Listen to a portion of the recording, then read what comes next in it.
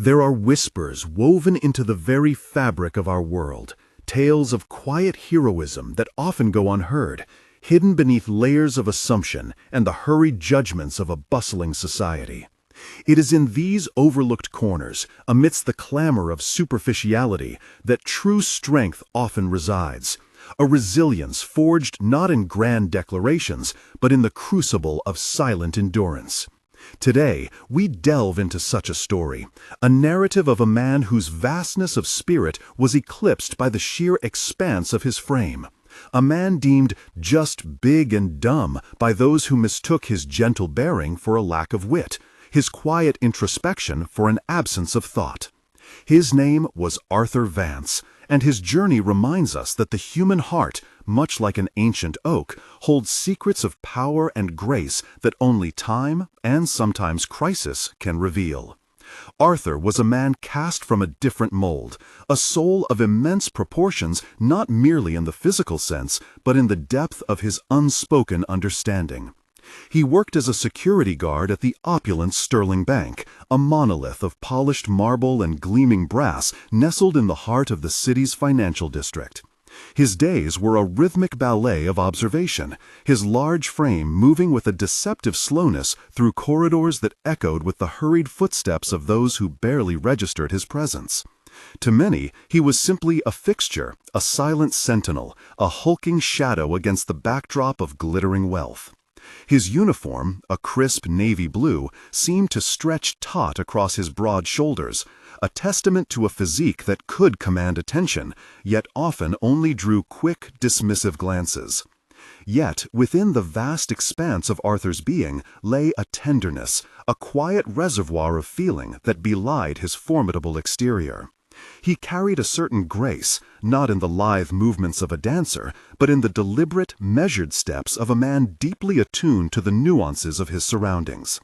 His eyes, the color of warm molasses, held a depth that hinted at untold stories, at a sensitivity often mistaken for a lack of sharp edges. This was the silent burden he carried, the world's swift tendency to equate size with simple-mindedness, to categorize him as a benign, if somewhat dull, giant. It was a perception that had, over the years, chipped away at his spirit, leaving him with a quiet melancholy, a gentle ache that resonated deep within his bones. He was a man accustomed to being underestimated, a fate that had shaped his every interaction, his every muted response. The triggering event, as all such pivotal moments are, arrived not with a roar, but with a sudden, sharp shatter of glass that pierced the bank's serene morning calm.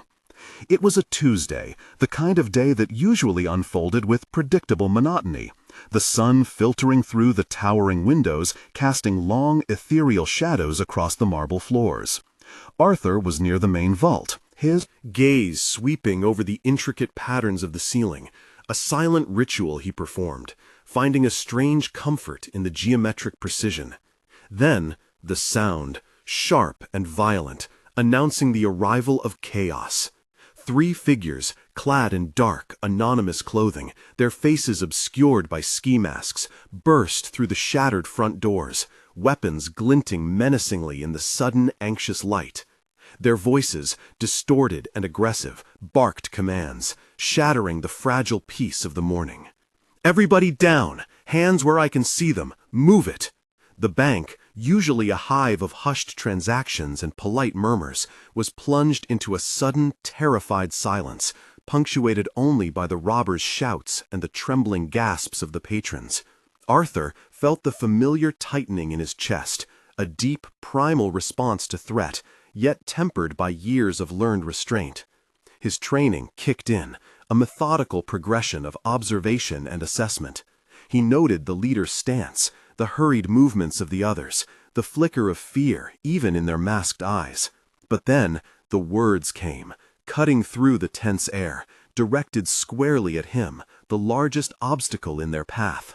"Well, well, what do we have here?" the leader sneered, his gaze sweeping over Arthur's large frame, lingering with a dismissive contempt. "Looks like we got ourselves a real big one. A big dumb teddy bear, aren't you, pal? Just stand there, big guy. Don't want to hurt yourself trying to be a hero, do we?"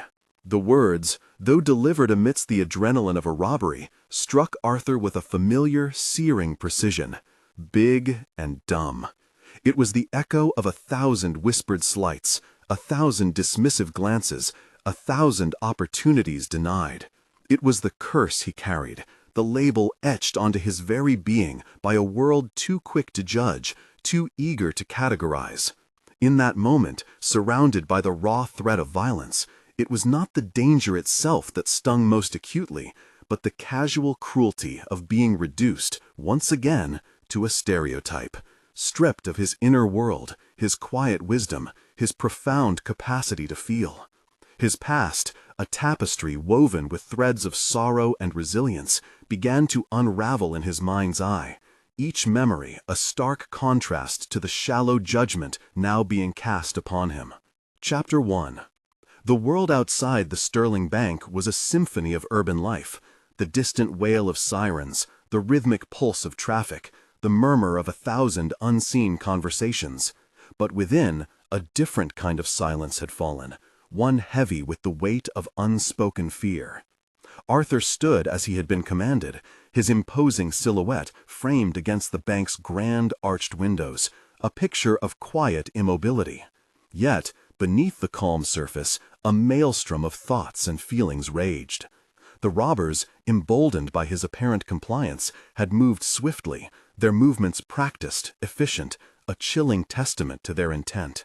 One barked orders at the cowering tellers, another systematically swept through the safe deposit boxes, while the leader, the one who had insulted Arthur, kept a watchful eye on the hostages and, more pointedly, on Arthur himself.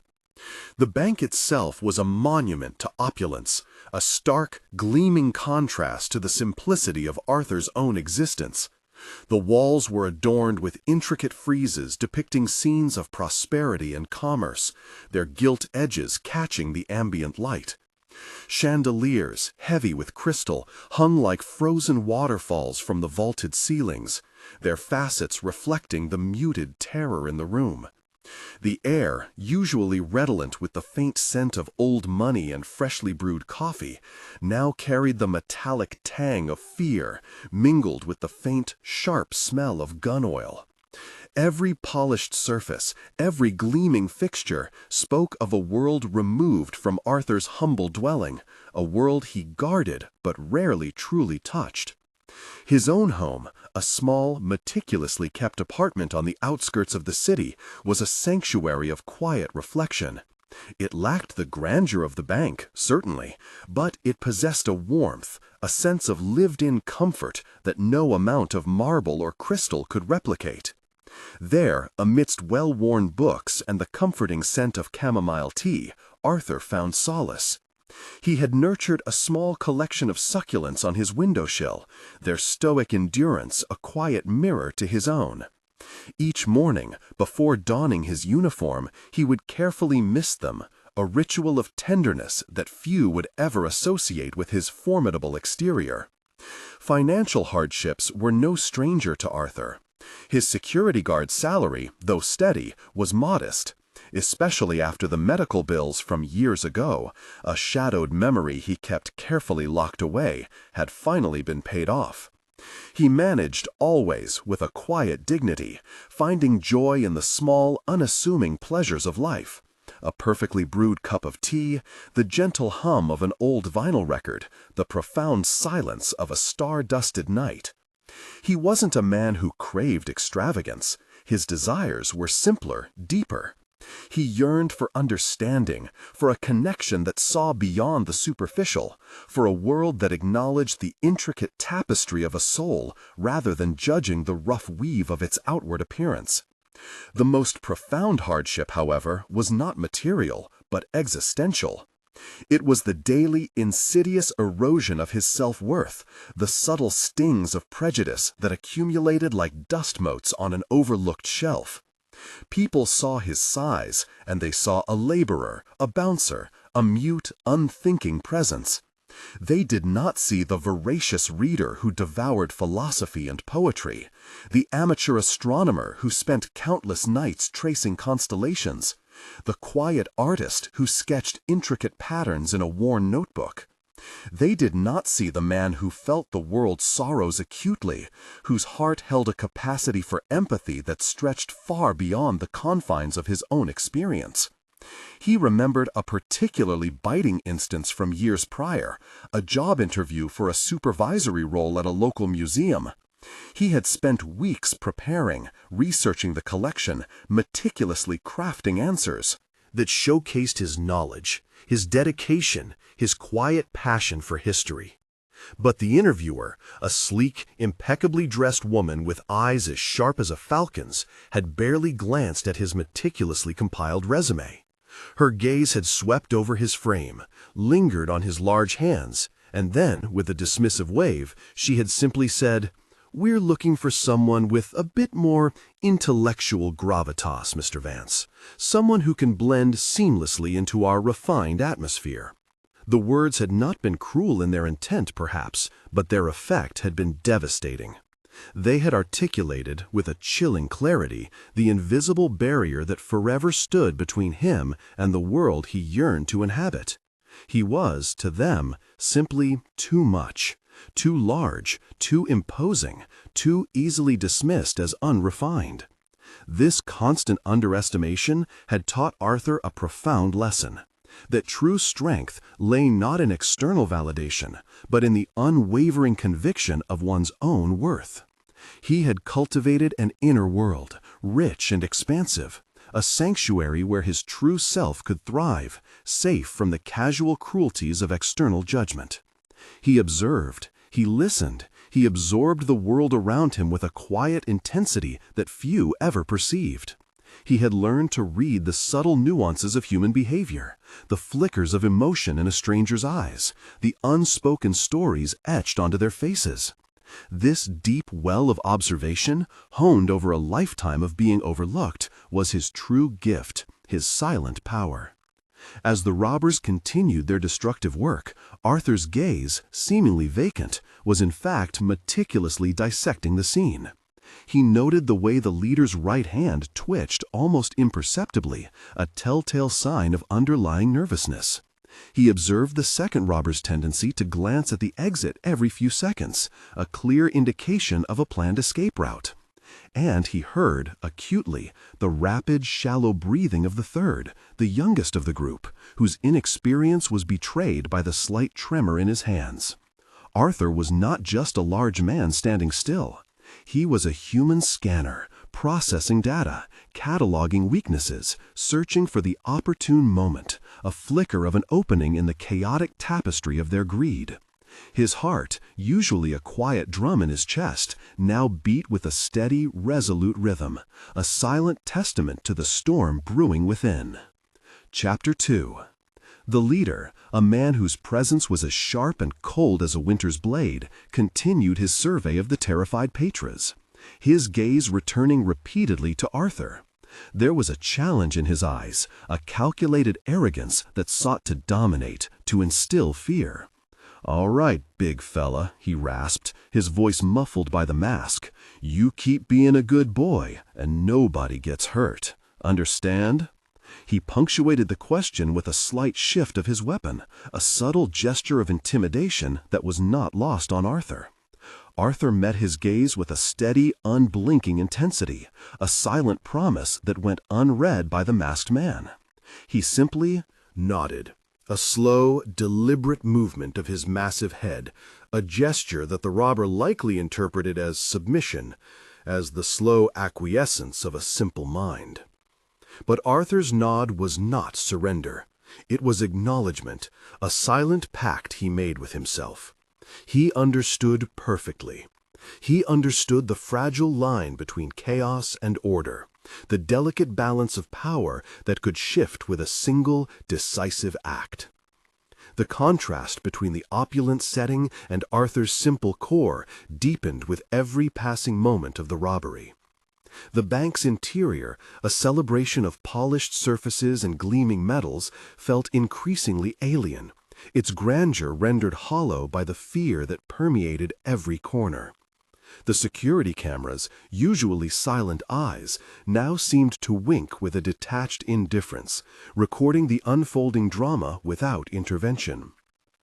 The rich mahogany of the manager's desk, the plush velvet of the waiting area chairs, the intricate designs of the oriental rugs, all of it served as a stark backdrop to the raw human vulnerability now exposed.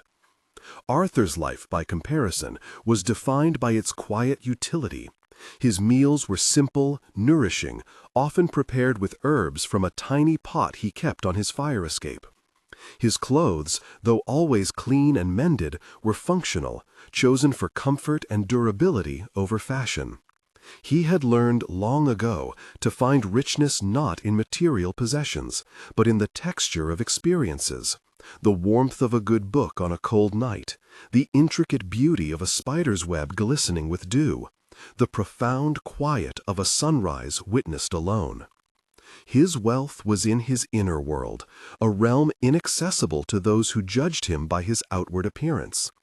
He thought of the small, framed photograph that sat on his bedside table, a cherished relic from a life now lost to the annals of time and grief.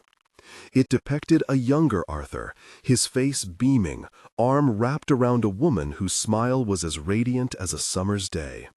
Eleanor. Her name, even now, after so many years, was a whispered prayer on his lips, a phantom touch on his skin. She had been the one who truly saw him, who looked past the imposing frame to the gentle, poetic soul within. She had encouraged his quiet passions, nurtured his introspection, and understood the vastness of his heart. Her loss, a sudden, brutal wrenching that had left a permanent fissure in his soul, had been the crucible in which his current quiet strength had been forged. It was after Eleanor's passing, when the world had seemed to lose its color, that Arthur had retreated further into himself, embracing the solitude that offered both pain and a strange comfort. He had taken the security guard job, a position that demanded presence but not effusiveness, observation but not engagement, a role that allowed him to exist, largely unseen, in the world while nursing his internal wounds. The loneliness was a constant companion, a quiet hum in the background of his days. It wasn't a desperate, clawing loneliness, but a profound, almost spiritual solitude, a space he had carved out for himself to process the echoes of a love that still resonated within him. He rarely spoke of Eleanor, save in the private confines of his own mind, but her memory informed his every action, his every decision. She had taught him the power of quiet observation, the profound beauty of noticing the small, intricate details that others often missed. "The world whispers its secrets to those who truly listen, Arthur," she would often say, her hand gently tracing the lines of his large palm. "And you, my love, have the ears of a poet and the heart of a giant." Her words, echoing through the chamber of his memory, now served as a quiet anchor in the midst of the escalating crisis. He was listening. He was watching. He was not merely a large, immobile object, but a conscious, calculating presence, drawing upon a lifetime of quiet observation, a reservoir of strength that lay largely untapped by the casual world. The robbers, in their arrogance, saw only the surface, the big and dumb facade. They had no conception of the intricate mind at work, the sharp intellect that moved beneath the placid exterior, like a powerful current beneath a serene river. His uniform, though functional, felt increasingly like a second skin, a disguise. It reinforced the world's perception of him, yet it also offered a strange kind of protection, allowing him to melt into the background, to become a part of the building's architecture, an overlooked pillar. And in being overlooked, he gained an advantage. He became the quiet observer, the unseen presence, the one whose thoughts flowed freely, unencumbered by the need to perform or impress. As the second robber began to fill a large duffel bag with currency from the open vault, his movements rushed and clumsy. Arthur noted the slight stumble, the momentary distraction. It was a minuscule detail, but in Arthur's meticulous mind, it was a piece of the puzzle, a potential fissure in their carefully constructed plan. He continued to breathe slowly, deeply, his chest expanding beneath the taut fabric of his uniform, an inner calm settling over him even as the external chaos intensified. He was a man who knew the value of patience, the profound wisdom of waiting for the precise moment, for the perfect alignment of opportunity and necessity. His time would come, not with a flourish or a grand declaration, but with the quiet, undeniable strength of a man underestimated, a man who carried the wisdom of a gentle soul and the heart of a giant's heart. Chapter 3. The leader of the robbers, a man whose lean frame suggested a wiry strength and whose eyes, even behind the mask, conveyed a cold, calculating intelligence, moved with a predatory grace. He approached one of the bank managers, a woman named Miss Albright, whose face was a mask of terror. She was a woman known for her impeccable composure, her crisp suits, and her air of effortless authority. Yet now she trembled visibly, her hands clasped tightly together. The leader pushed her roughly towards the main counter, his weapon a silent, terrifying demand. "Open the main safe, lady. Don't try anything funny. Or your big friend here," he gestured dismissively towards Arthur, "might accidentally find himself in a world of hurt." His words, directed at Miss Albright, were a thinly veiled threat, but the undertone, the casual contempt for Arthur, was unmistakable. It was the latest in a long string of humiliations, a fresh wound inflicted upon an old scar. The leader's tone, dripping with condescension, implied that Arthur was not even a capable shield, merely a passive prop in their unfolding drama. He was the big friend who would suffer, not fight. Arthur felt a familiar warmth rise within him, not of anger, but of a deep, resonant sadness. It was the same hollow ache he had felt so many times before, the sting of being constantly reduced, simplified. He remembered a particular incident from his childhood, a schoolyard bully who had taunted him relentlessly, calling him Big Art, No Heart. The words, though childish, had held a cruel resonance, echoing the feeling of being misunderstood, of having his gentle nature mistaken for weakness. He had never fought back, choosing instead to retreat, to seek solace in books, in the quiet solitude of nature. His mother, a woman of profound wisdom and quiet strength, had always told him, "Arthur, honey, a quiet river runs deep. Let them see only the surface. Your true power lies beneath." But this time, the stakes were different. This was not a schoolyard squabble. This was a matter of life and death, of protection and intervention. The casual dismissal, the contemptuous undertone, felt not just like an insult to him, but a dangerous underestimation of the situation itself. The robbers, in their arrogance, were missing a crucial piece of the puzzle, a silent variable in their equation of chaos. "Come on, big boy, don't just stand there gawkin'," the third robber, the youngest and most agitated of the group, snapped at Arthur as he passed him, hurrying towards the vault with another empty duffel bag.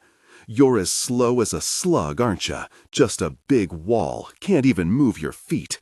He gave Arthur a light, mocking shove, expecting no resistance, no reaction beyond a lumbering shift. The shove, though minor, was a deliberate act of provocation, a dare wrapped in casual mockery. It was meant to assert dominance, to confirm their perception of his passivity. But it was also a spark, igniting a deep, slow burn within Arthur, a fire long banked but never truly extinguished. It brought back a vivid, searing memory, a flashback that, in its intensity, momentarily blurred the sharp edges of the present. The memory was from nearly 15 years ago, a day etched into his soul with the permanence of a brand. It was the day Eleanor had been taken from him. They had been at a bustling farmer's market, a vibrant tapestry of colors and scents, a place they both loved. Eleanor had spotted a rare, exotic flower she wanted for her small garden and had wandered slightly ahead. Arthur, momentarily distracted by a stall selling antique books, had lost sight of her for a brief, agonizing second. Then, the screech of tires, a sickening thud, and a collective gasp from the crowd. He remembered rushing forward, his heart a thunder in his ears, his immense size parting the crowd like waves. He saw her, lying still on the cobblestones, a dark crimson blossoming beneath her head.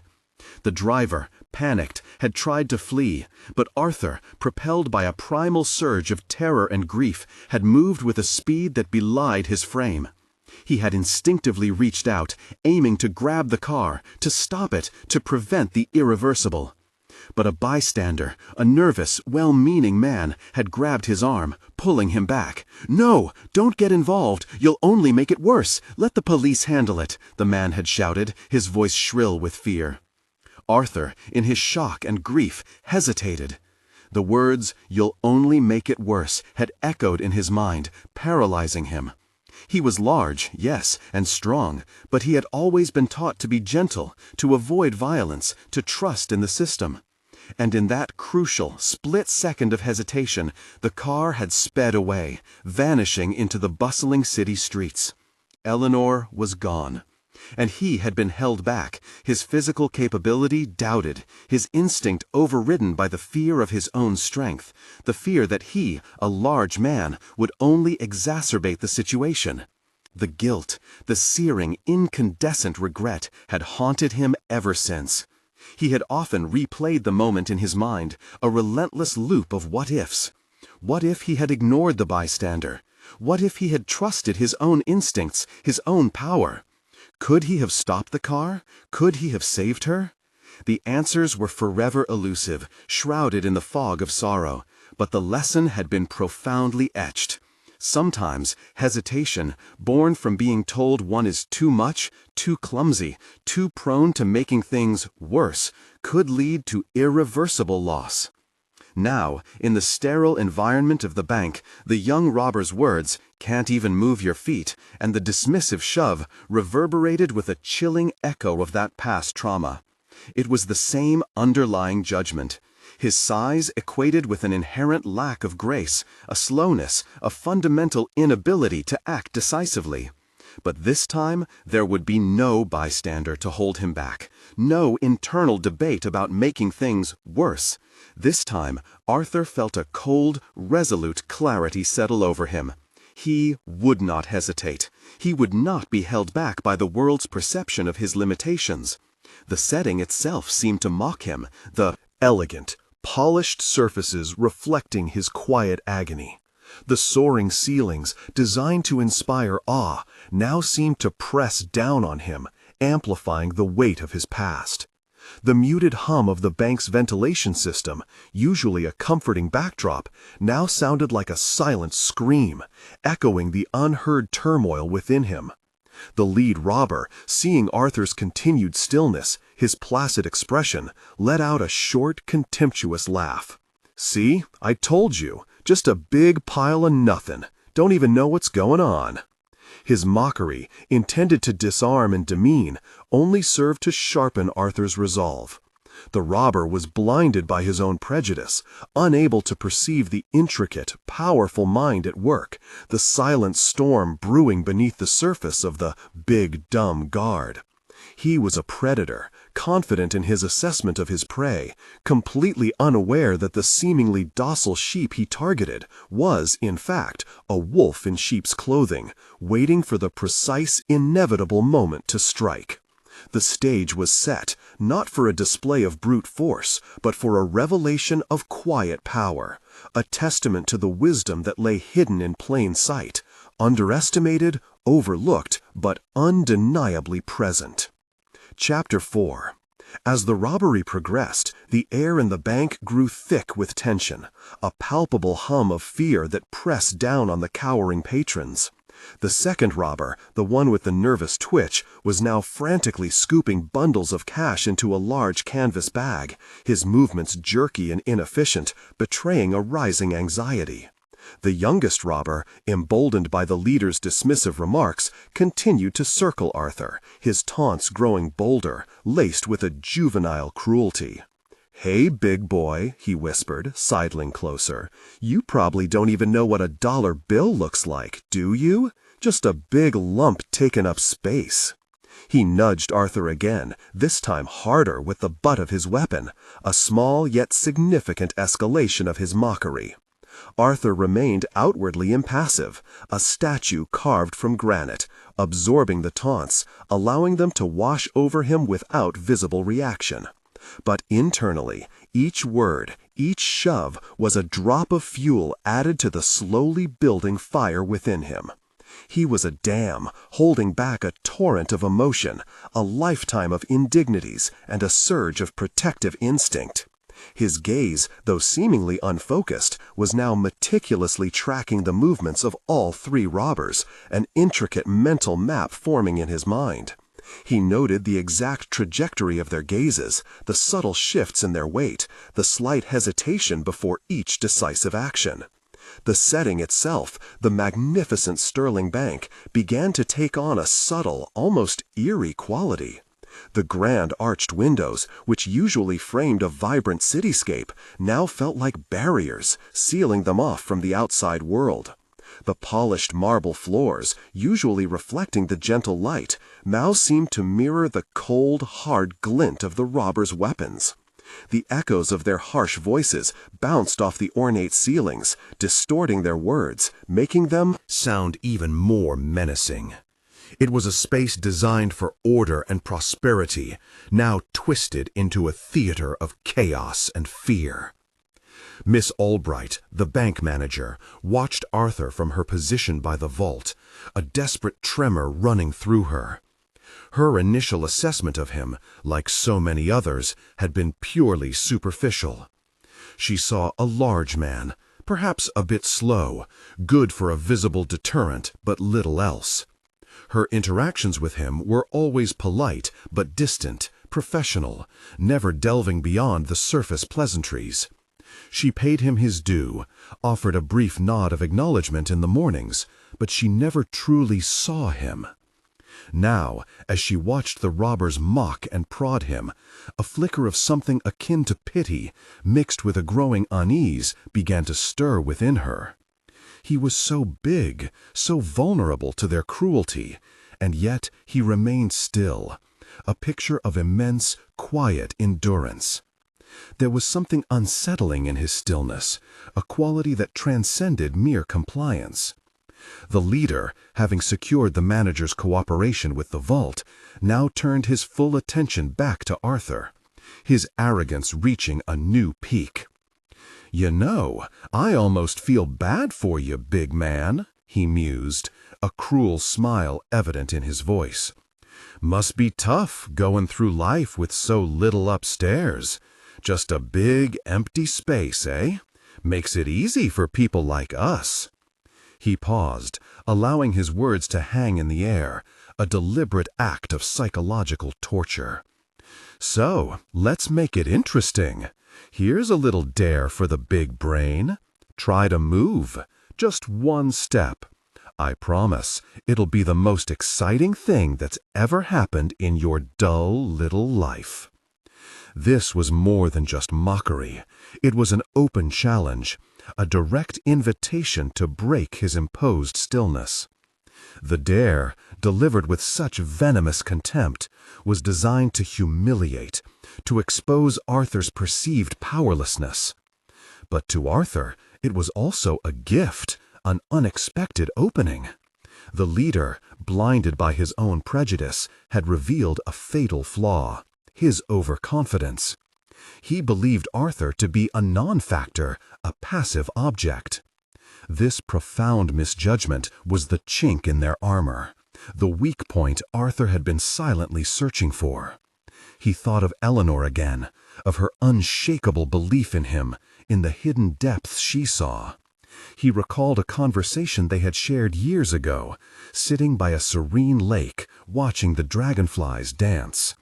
"Arthur," she had said, her voice soft but firm, "the world will always try to put you in a box, to define you by what it sees on the outside. But your true self, your immense capacity for wisdom and kindness, that's your secret. Don't ever let them convince you it's not there, just because they can't see it.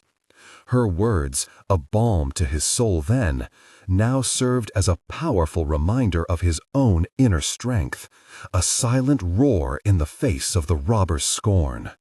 The very air and bank seemed to thicken with unspoken anticipation. The other hostages, huddled together, dared not move, their eyes darting between the armed robbers and the unmoving figure of Arthur. They too had largely underestimated him, relegated him to the background. Now, however, the leader's insistent taunts, his increasingly aggressive posture towards the large guard, had subtly shifted their attention. There was a growing, almost imperceptible tension, a feeling that something significant was about to unfold, something beyond the simple act of robbery. The heavy, ornate oak doors of the executive offices, which usually stood ajar, now seemed to close in on themselves, hinting at the potential for both concealment and entrapment. The flickering light from a slightly damaged overhead fixture cast dancing shadows, giving the scene an almost theatrical quality, a play of light and dark revealing the stark contours of human fear and human resilience. Arthur's heart, which had been beating with that quiet, steady rhythm, now began to accelerate, not from fear, but from a growing sense of purpose. He was no longer just Arthur Vance, the security guard. He was a silent observer, a strategic thinker, a man preparing for a moment of profound action. The physical pain of his past, the emotional scars of being overlooked, coalesced into a laser-focused resolve. The world might see him as a mountain, slow and immovable, but they failed to see the powerful, unseen forces that shaped the mountain, the deep, geological shifts that could erupt with devastating, undeniable force. He was ready. The culmination of a lifetime of quiet introspection, of patient observation, was about to manifest in a way no one, least of all the arrogant robbers, could possibly anticipate. Chapter 5. The atmosphere in the Sterling Bank had become a crucible of fear and escalating tension. The lead robber, still fixated on Arthur, was pacing slowly, his weapon now held more casually, a sign of his absolute confidence in Arthur's passivity. "What's the matter, big guy?" he sneered, his voice a low growl that carried through the hushed bank. "Cat got your tongue? Or is it just too much effort to string two thoughts together?" He stopped directly in front of Arthur, his mask-obscured face just inches from Arthur's own, a deliberate act of intimidation. "You know, it's a shame. All that size, wasted on a lump. If you had half a brain, you could actually do something with it. But no, just standing there, looking like a stuffed scarecrow." The words, though crude and designed to wound, resonated differently now within Arthur. They no longer carried the stinging weight of personal attack, but rather confirmed the robber's profound misjudgment. This man, so focused on Arthur's outward appearance and perceived intellect, was utterly blind to the true threat he posed. The mockery, intended to disarm, was instead fueling Arthur's quiet resolve, sharpening his focus, refining his plan. The setting itself, with its polished surfaces and echoing spaces, seemed to amplify the robber's contempt. The grand, almost cathedral-like architecture of the bank now felt like a cage, yet within its confines, Arthur was finding his own strange freedom, a liberation born of necessity and clear purpose. The cool, ambient air, usually regulated to a precise temperature, felt suddenly charged, almost electric, with the unspoken energy of impending confrontation. Ms. Albright, from her position near the vault, watched the escalating taunts with a growing sense of dread. She had known Arthur for years, seen him every day, and yet, she realized with a jolt, she knew nothing about him beyond his name and his imposing presence. She had always regarded him as part of the furniture, a silent, necessary part of the bank's security apparatus, but never as an individual with an inner life, with feelings, with capabilities beyond the obvious. Now, seeing the raw cruelty of the robber's words, she felt a pang of belated guilt. How often had she too dismissed him, subtly, unconsciously, with a hurried glance, a polite but empty greeting? Her view of him began to shift, slowly, imperceptibly.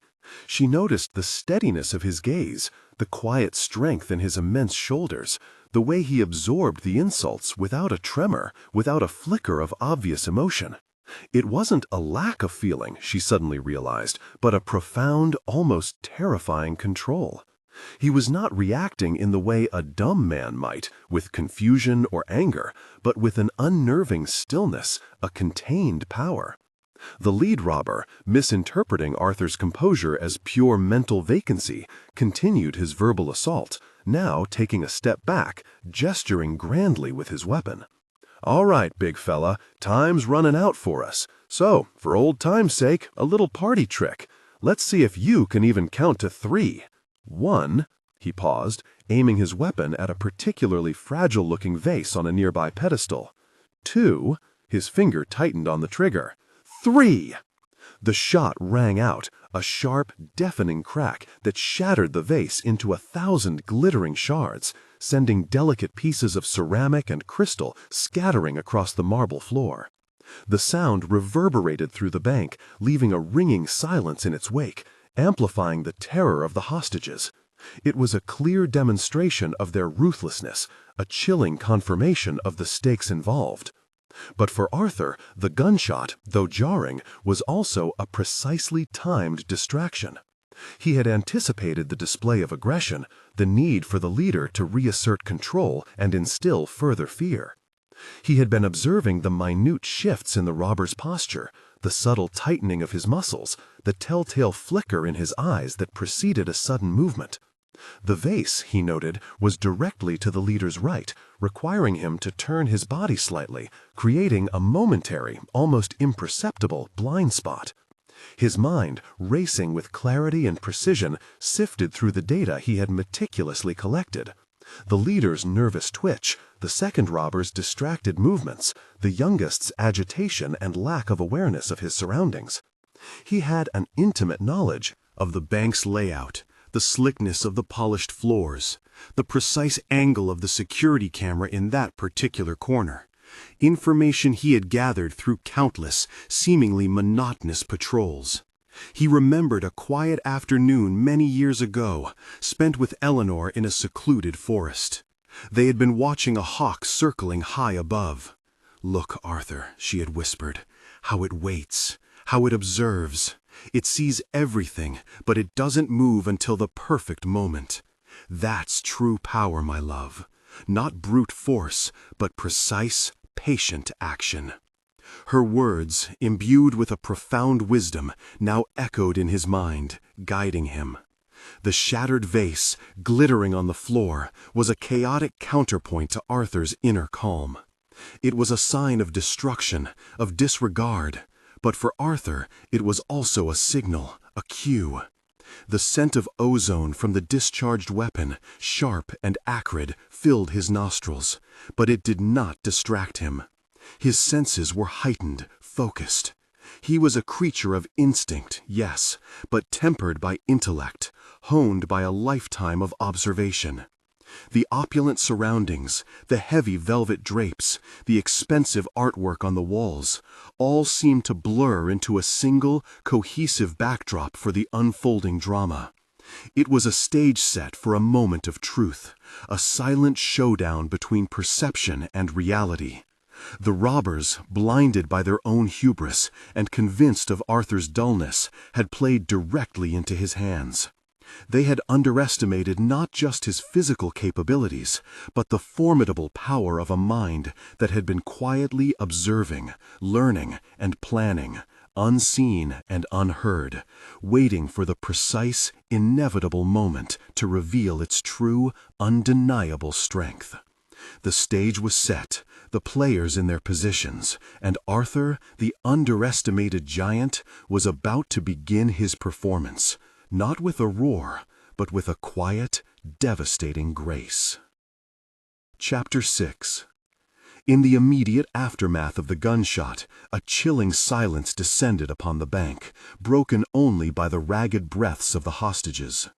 The lead robber, still basking in the cruel satisfaction of his destructive act, turned back to Arthur, a sneer deepening beneath his mask. "So, big guy, still just standing there? Told you it would be exciting. A real shame you don't even have the sense to flinch." His gaze, filled with dismissive contempt, swept over Arthur's massive frame one last time, a final confirmation of his unwavering belief in the guard's impotence. But in that fraction of a second, as the robber's eyes lingered on Arthur and then began to drift, a precise, calculated shift occurred. It was not a sudden lurch, not a clumsy charge, but a fluid, almost imperceptible movement, honed by years of quiet discipline and observation. Arthur's weight shifted, not dramatically, but with the subtle grace of a predator coiled to strike. His feet, which had been planted firmly for what felt like an eternity, now moved with an unexpected agility, barely scraping the polished marble. His talent, as Eleanor had always called it. The ability to observe, to anticipate, to move with a surprising, almost poetic precision, now manifested in a raw, undeniable performance. He had noted the slight imbalance in the robber's stance after firing the shot, the momentary relaxation that follows a display of dominance. He had observed the trajectory of the shattered vase fragments, knowing they would draw the robber's peripheral gaze for an instant. It was not a move of brute force, though the power was undeniably there, held in check, refined by intent. It was a strategic, intellectual strike, born of patience and meticulous observation. In a blur that belied his size, Arthur closed the distance between them. His right hand, a massive yet surprisingly nimble instrument, shot out. It was not a punch, not a grab designed for pain, but a precise, almost clinical movement. He didn't lunge at the weapon, which would have been predictable and dangerous. Instead, his hand snaked out, not towards the gun, but towards the robber's wrist, applying a pressure point with astonishing accuracy. Simultaneously, his left hand, equally massive and strong, clamped down on the robber's elbow. The grip was not overtly violent, but utterly inescapable, a vice of immense strength applied with surgical precision. The robber gasped, not in pain, but in sheer, dumbfounded surprise, his arrogance shattering like the vase he had just destroyed. He tried to pull away, to bring his weapon to bear, but Arthur's hold was unyielding, a force of nature. With a smooth, controlled motion, Arthur twisted the robber's wrist, levering his elbow in a way that rendered the weapon useless, forcing it to point harmlessly towards the ceiling. The robber's arm was instantly immobilized, his body locked in a position of complete vulnerability. The weapon clattered to the floor with a metallic ring that seemed deafening in the sudden, profound silence. The other two robbers, who had been focused on the vault, froze, their heads snapping up, their movements arrested by the sheer, unexpected impossibility of what had just transpired. Their leader, the one who had so casually dismissed Arthur, was now a captive, held in an iron grip by the man he had called big and dumb. Miss Albright, who had been watching with a mixture of terror and nascent curiosity, felt a profound shift within her. Her initial indifference, her professional detachment, crumbled away, replaced by an overwhelming sense of awe. She saw not a lump, not a scarecrow, but a man of astonishing, quiet power, a force of nature cloaked in a uniform. Her breath hitched in her throat, a silent gasp of revelation. His movements, though quick, had possessed a strange, almost balletic quality, a grace that defied his size. There was no rage in his eyes, no overt aggression, only a steady, unwavering resolve. It was a raw, primal performance, stripped of all artifice, revealing the true, undeniable essence of Arthur Vance. The air in the bank, thick with fear moments ago, was now charged with a different kind of energy, astonishment, disbelief, and a dawning respect. The quiet, almost reverent silence that followed Arthur's swift action was more powerful than any roar, any shouted command. The other hostages, their eyes wide with disbelief, stared at Arthur, then at the disarmed robber, then back at Arthur, trying to reconcile the image of the gentle giant with the silent, formidable force now holding their captor. The leader, his face contorted in a mixture of shock and sudden desperate fear, struggled, but Arthur's grip was absolute. He held the man upright, his immense hand wrapped around the robber's arm, rendering him utterly helpless. It was a powerful moment, not of triumph, but of quiet, resolute dignity. The arrogance that had fueled the robbers' actions, the contempt they had so freely dispensed, was utterly silenced, replaced by the chilling reality of their misjudgment. Arthur, the underestimated, had revealed himself to be the most dangerous presence in the room, not through noise or bluster, but through the devastating power of precise, intelligent action.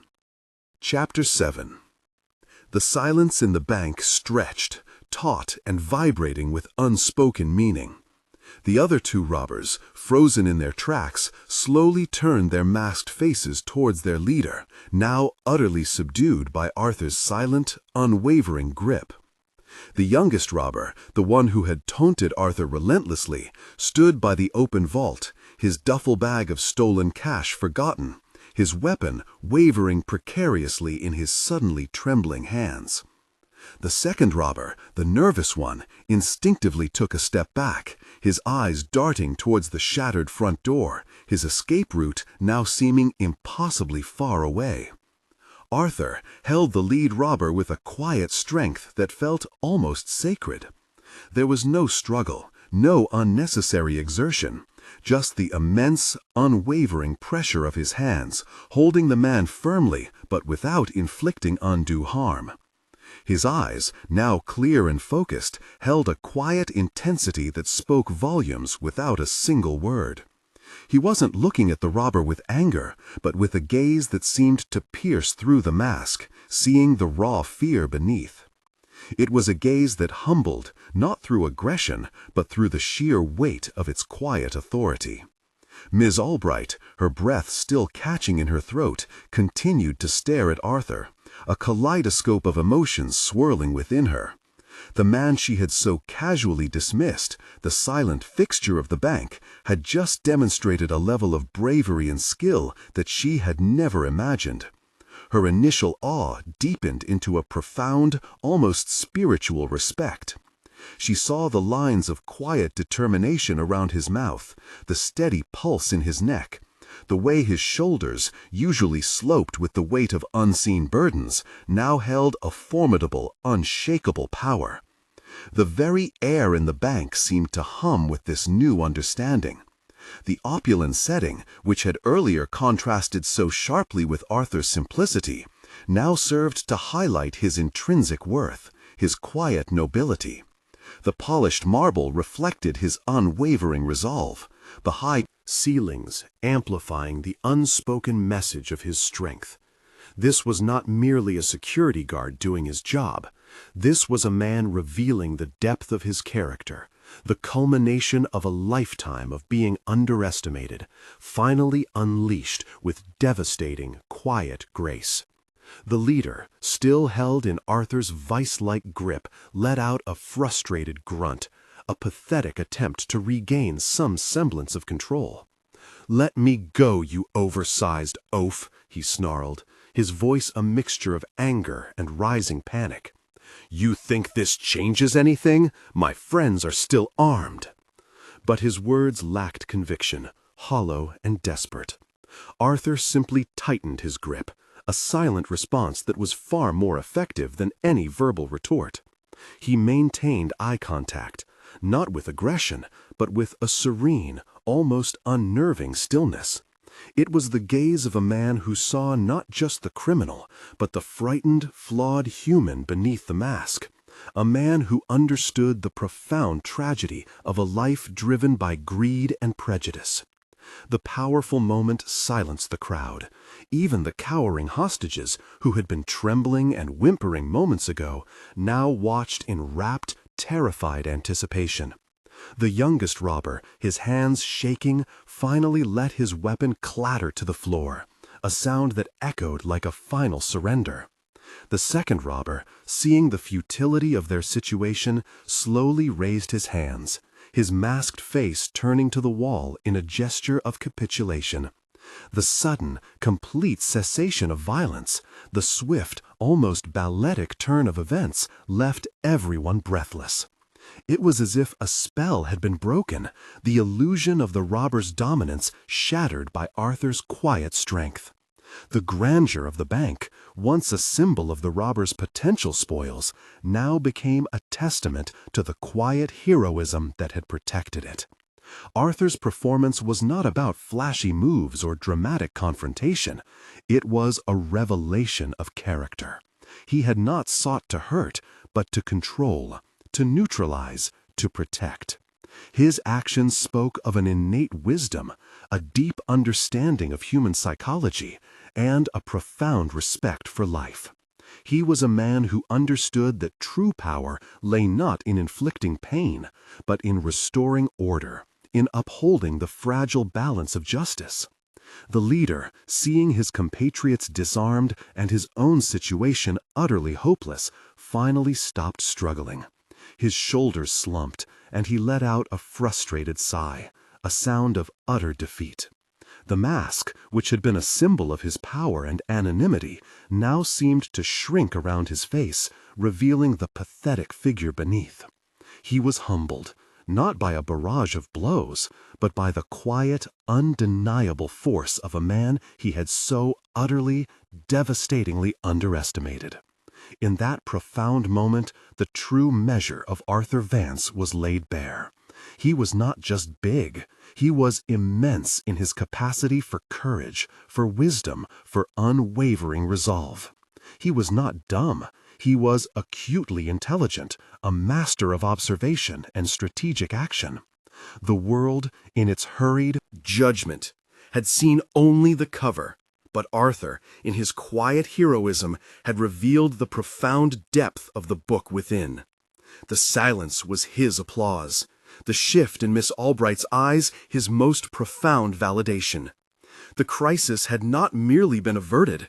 A truth had been revealed, a quiet champion unmasked, not by force, but by the irresistible power of his own underestimated spirit. Chapter 8. The arrival of the police, a flurry of flashing lights and urgent commands, broke the hushed spell that had fallen over the bank. They streamed in through the shattered front doors, weapons drawn, their faces grim and professional. The sight of Arthur, a silent giant holding the subdued leader, immediately commanded their attention. He stood there, unmoving, his immense hand still gently but firmly gripping the robber's arm, a tableau of quiet triumph amidst the swirling chaos. Arthur's gaze, steady and calm, met the eyes of the lead officer, a seasoned veteran named Detective Miller, who had seen his share of bank robberies. Miller's initial assessment, a quick glance at the imposing figure, was undoubtedly that of a bystander who had somehow managed to hold one of the perps. But as his eyes scanned the scene, taking in the disarmed robbers, the shattered vase, and the silent, awe-struck expressions of the hostages, a new understanding began to dawn. This was no ordinary bystander, and this was no ordinary apprehension. With a final, gentle but firm pressure, Arthur guided the captured robber forward, handing him over to the police officers without a single word. He then stepped back, allowing the professionals to take over, his role completed with an understated grace. There was no showboating, no boastful declaration, only the quiet dignity of a man who had done what needed to be done. The emotional climax for Arthur wasn't in the physical act of grabbing the robber, though that had been the pivot point of the crisis. It was in the quiet aftermath, in the unfolding recognition, both external and internal. As the police efficiently secured the other two robbers and began to gather statements, Miss Albright approached Arthur, her usually composed demeanor replaced by a raw, unvarnished emotion. "Arthur," she began, her voice trembling slightly, her eyes filled with unshed tears. She reached out, placing a hand gently on his massive forearm. "Arthur, I don't know what to say. You saved us, all of us." Her voice broke, and she paused, searching for the right words. "I am so incredibly sorry for never truly seeing you, for underestimating you. We all did." Her apology, heartfelt and genuine, resonated deep within Arthur. It was a balm to the old wounds, a quiet validation that transcended words. He simply nodded, his gaze softening, a subtle acknowledgement of her sincerity. It wasn't about seeking praise or recompense. It was about being seen, truly seen, for the first time in a long, long while. The weight of years of silent invisibility began to lift, replaced by a quiet, profound sense of peace. Detective Miller, having finished securing the scene, walked over to Arthur, his expression thoughtful. "Mr. Vance," he said, his voice deep and respectful, "that was quite something. We've reviewed the security footage. Your movements, your timing, it was exceptional. Textbook precision. You handled that situation with incredible skill and courage." He extended a hand, and Arthur, for the first time in the entire ordeal, offered a small, gentle smile as he took it. The handshake was firm, a connection of mutual respect. The culmination of the conflict was not in a violent confrontation, but in this quiet recognition, this slow dawning of understanding from those who had dismissed him. Arthur had exercised his agency, not with aggression, but with intelligent, strategic action, proving that true power lay not in size alone, but in the mind and heart that wielded it. He had restored order, protected the innocent, and, in doing so, had healed a piece of his own long-standing wound. Later, as the forensics team sifted through the remnants of the shattered vase and the police took down statements, Arthur found a quiet corner near the grand arched windows. He looked out at the bustling city, the world still moving, oblivious to the drama that had unfolded within the marble walls. The sun, now higher in the sky, cast long golden shafts of light across the polished floors, illuminating the dust motes dancing in the air, each one a tiny, fleeting particle in the vast tapestry of existence. He thought of Eleanor, her loving face, her unwavering belief in him. He knew, with a certainty that warmed him from the inside out, that she would have been proud. Not just of his bravery, but of his quiet strength, his gentle resilience, his ability to rise above the superficial judgments of the world. The pain of her loss, though still present, felt less acute, softened by the quiet victory of this day. He had acted, decisively and wisely, and he had not hesitated. He had trusted his own instincts, his own power, and, in doing so, had honored her memory in the most profound way possible. The emotional climax was intensely personal, an internal shift that radiated outwards. It was the moment Arthur realized, with an undeniable clarity, that the external world's perception no longer held power over his own sense of self-worth. He was Arthur Vance, a man of immense physical presence, yes, but also a man of profound wisdom, quiet courage, and unwavering spirit. The labels of big and dumb had been irrevocably shattered, replaced by the undeniable truth of his inner strength. He was complete, a man at peace with the quiet power he possessed, a silent guardian who had finally found his voice, not in words, but in the undeniable language of action. Epilogue. Weeks turned into months, and the story of the Sterling bank robbery became a local legend, whispered in hushed tones over coffee and newspapers. The robbers were apprehended, charged, and eventually sentenced, their arrogant dismissal of Arthur Vance a bitter footnote in their criminal careers. But for Arthur, and for those who had witnessed his quiet heroism, life had subtly, profoundly transformed. Arthur still worked at the Sterling Bank, his uniform still stretching taut across his broad shoulders. But the perception of him had irrevocably shifted. The hurried, dismissive glances were replaced by nods of genuine respect, by smiles that held a warmth that had been absent before. Colleagues, who had once barely acknowledged his presence, now sought him out, eager to share a kind word, a moment of conversation. They saw him now, truly saw him, not as a silent fixture, but as a man of profound depth and quiet courage. Miss Albright, in particular, became a staunch advocate for Arthur. She ensured he received a commendation for his bravery, a bonus that significantly eased his financial burdens, and a quiet, sincere apology that continued to resonate with him. More importantly, she made it a point to engage him in conversation, to ask about his day, to listen to his thoughtful observations. She discovered his love for books, his passion for astronomy, his gentle insights into human nature. Their interactions evolved from professional courtesies to a friendship rooted in deep respect, a testament to the power of seeing beyond the surface. Arthur's life, however, did not transform into one of grandiosity or public fanfare. He remained, at his core, the quiet, introspective man he had always been. The fame, such as it was, settled gently upon him, a soft mantle of recognition rather than a heavy burden. He still tended his succulents, still read his philosophy and poetry, still found solace in the profound silence of a star-dusted night. But now his solitude was less about retreat and more about reflection, a chosen sanctuary where his inner peace could flourish. The ghost of Eleanor still walked with him, but now her memory was less a source of lingering grief and more a wellspring of quiet inspiration. He carried her wisdom, her belief in his hidden strengths, with a renewed sense of purpose. He understood now that his immense size, once a source of societal prejudice, was also a symbol of his immense spirit, his capacity for protection, for unwavering resolve. He had learned to embrace his full self, to honor the quiet power that lay within, unapologetically.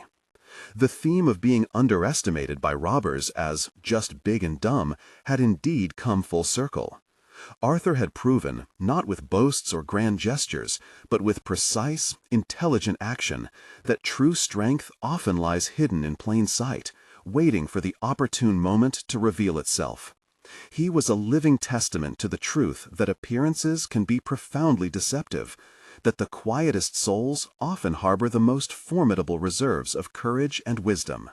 His life, though outwardly still simple, was now rich with an inner contentment that had been elusive for so long. Had found validation, not from the world's fleeting applause, but from the unwavering conviction of his own worth. He continued his patrols through the opulent Sterling Bank, a silent sentinel, a guardian not just of wealth, but of the dignity of overlooked souls, a beacon of quiet strength in a world too quick to judge. He walked taller now, not because of any external change, but because the man within, the gentle giant, had finally, undeniably, come into his own. His story became a quiet ripple, inspiring those who heard it to look deeper, to listen more carefully, and to never underestimate the profound power of a quiet heart. Where are you watching from? Which part touched you most? Share below. Subscribe for stories that heal and inspire. Thank you for your time and kindness. Stay kind, stay brave.